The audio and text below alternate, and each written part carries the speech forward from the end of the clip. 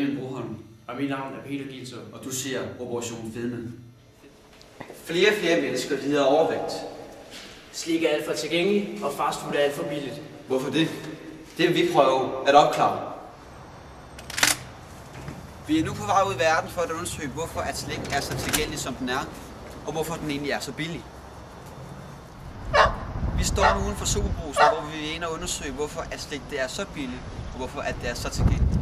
Og måske vil heldige at få nogle interviews indført. Lad os prøve. Alt dette slik er en stor fristelse for mange unge. Men det er ikke alt for tilgængeligt. Ligesom porno er væk fra børnehøjde, synes jeg også, at slikket skulle være gemt væk. Fordi det kunne måske mindske den stigende overvægt i Danmark. Det er nu med ledelsen af Superbrugsen, og vi vil nu stille hende nogle spørgsmål om slik og usunde sager. Hvorfor er slikken placeret så tydeligt, som den er? Det er meget bygget op efter, hvad folks forventning er i forhold til butikken, hvordan den er bygget op. Ja. Og man kan sige, at det sidste, man altid hygger om, når man skal putte noget i indkøbskurven, det er tit ofte slikket. Ja. Det er hyggen om aftenen. Ja. Hvad synes I om placeringen af slik i butikkerne? Det er noget lort. Man går lige forbi det hele tiden. Ja. Så det er meget strategisk sat op i hvert fald. Ja. Men det er det jo også. Det er alt i sådan en butik stort set. De skal jo sælge alt det, vi kan. Ja.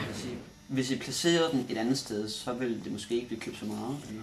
Det vil kunne gå ud over noget af salget, ja. Ja, men vil det så ikke formindske den stigende fedme i landet?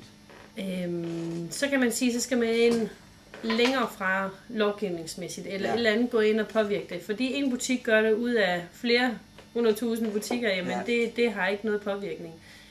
Og der må vi sige, at vi skal overleve ligesom vores konkurrenter, og hvis vi siger, at vi vil ikke have noget af vores salg nogle steder, jamen så er det klart, at sige farvel til nogen. Vi er nu på vej til McDonald's, hvor vi vil interviewe nogle kunder og bare undersøge stedet. Det skal da blive godt.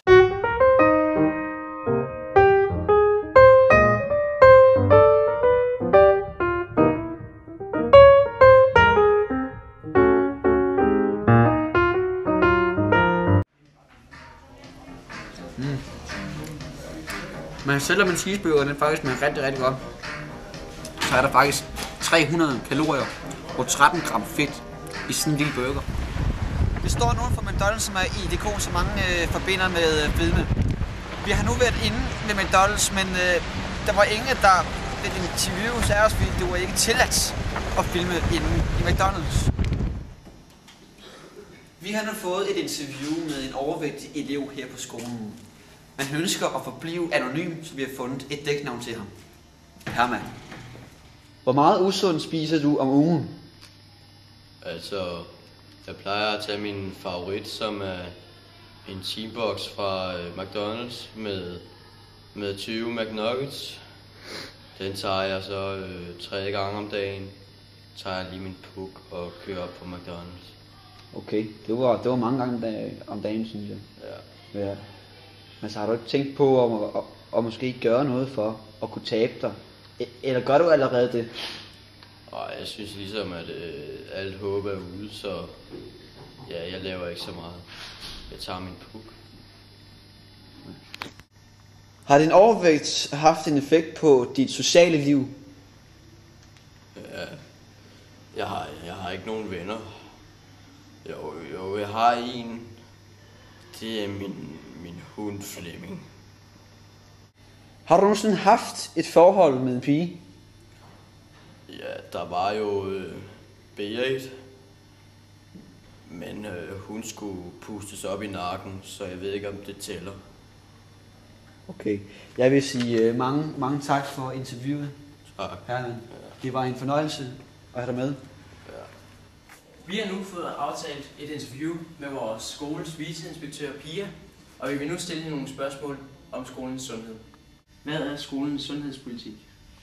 Vi har ikke en egentlig sundhedspolitik. Jeg tænker, at sundhedspolitikken er en del af vores værdigrundlag, om at børn skal trives og have det godt her på stedet. Og hvis man ikke er sund, hvis man er overvægtig eller noget, så er der jo en eller anden problematik i ens liv, som gør, at man måske ikke trives, og som gør, at man har den der overvægt. som man så arbejder med.